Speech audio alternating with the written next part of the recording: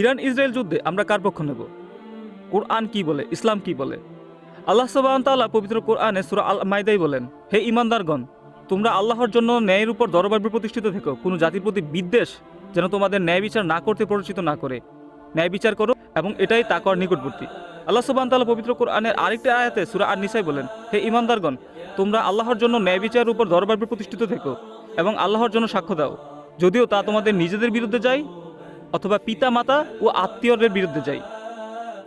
এই জায়গায় স্পষ্টতরই কোরআন আমাদের ন্যায়ের সাথে থাকার পরামর্শ দিচ্ছে। এবার আসুন হাদিসে কি বলে।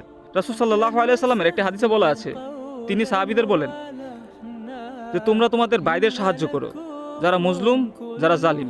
তখন সাহাবীরা রাসূল সাল্লাল্লাহু আলাইহি সাল্লামকে প্রশ্ন করেছিল যে মজলুমের বিষয়টা বুঝলাম, কিন্তু জালিমের বিষয়টা? তখন রাসূল সাল্লাল্লাহু আলাইহি সাল্লাম বলেন যে জালিমকে জুলুম করতে না দেওয়াই হচ্ছে তাকে সাহায্য করা। আমরা যদি ইরান ইসরায়েল যুদ্ধ দেখি, যে এখানে মজলুমকে, এখানে জালিমকে, এখানে আকিদা, জাতিগত প্রথা অথবা ধর্মীয় দিক আমাদের বিবেচনা করলে হবে না।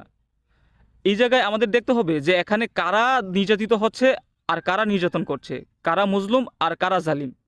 আমরা যদি ইরান ইসরায়েলের দিকে তাকাই, আমরা স্পষ্টতর দেখতে পাই যে ইসরায়েল এবং আমেরিকা জিসিসির কান্ট্রিগুলোর সহায়তা নিয়ে তাদের মাধ্যমে ইরানের উপর আক্রমণ করেছে।